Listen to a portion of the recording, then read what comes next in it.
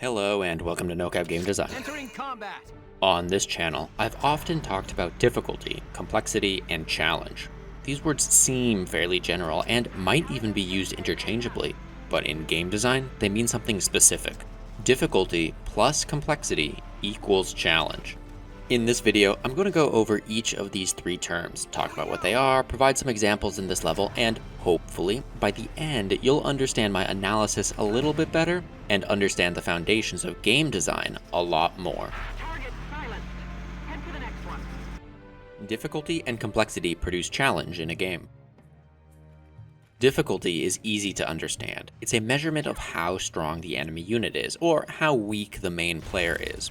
In this level, for example, these black units are new elite units.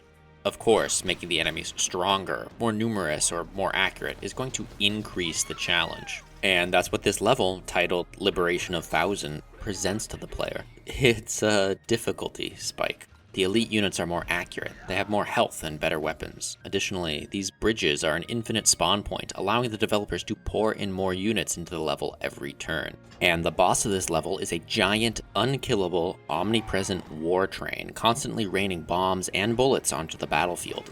An unkillable, overpowered unit will increase the difficulty, and therefore the challenge, by quite a bit. On the flip side, giving the player more HP or reducing the enemy damage will decrease the difficulty. The developers don't do this here, but in other levels, the devs give the player a lot of units to start with, or extra well-placed camps for the player to spawn new units themselves. Scientifically speaking, difficulty is directly proportional to challenge. If the difficulty goes up, then the challenge will go up. Complexity, on the other hand, is, well, more complex.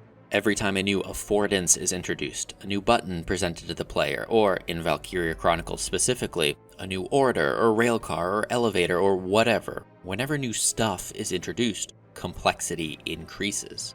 Previously, I've talked about how to introduce complexity properly. A developer has to be careful when growing complexity, especially in the early game. If a dev raises it too quickly, then they risk presenting a major challenge spike to the player. Check out that video for details. So complexity increases the challenge. At first, giving the player a new ball to juggle is hard. The designer is effectively giving the player a new tool and telling them to master it, and this is challenging.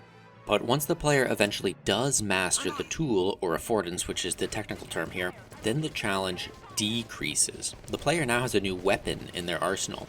Take the trolley carts, for example. At first, they present to the player with a complex decision. Only one unit can be sent across. Who should it be? And once that unit is sent, it will open up a new battlefront for the player to manage. But eventually, once the player gets comfortable with it, the trolley provides unique opportunities. A defensible high ground, a flanking position, a shortcut halfway up the map towards the target. So complexity eventually reduces the challenge. So, to summarize, at first, complexity increases the challenge. A complex system is hard to interact with, but eventually the complexity will act to reduce the challenge. It's a skill thing. When the player has low skill, then complexity presents a problem. But once the player gets better at the game, then the complexity allows a player to express their skills, ultimately reducing the challenge. That's it. Design and complexity work together to influence a game's challenge. In hindsight, it seems simple. Actually, most game design principles seem simple. That's kind of the whole point of design, it's the study of the obvious. But answering one question should trigger more. What is better to change, difficulty or complexity? How do I make sure the challenge isn't too high for my players? When does the complexity stop being challenging and start making play easier? The list goes on. And for each of these questions, I have one answer. Consider checking out some of my other videos. This channel's only purpose is to answer questions like these. If there's one burning question you have, please leave it in the comments. I'll be happy to answer it directly and make a video on it. Or, if you think my ideas are dumb and have a better model for describing game challenge, then let me know in the comments. If you want to get better at game design, I encourage you to join in the conversation. And thanks for watching.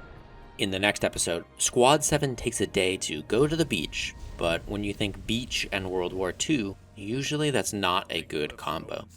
I'll see you there. As you approach the cliffs, the beach slopes up steeply.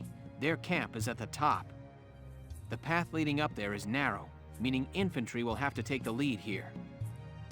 That said, they've lined the cliffside with gunnery to combat incoming foot soldiers.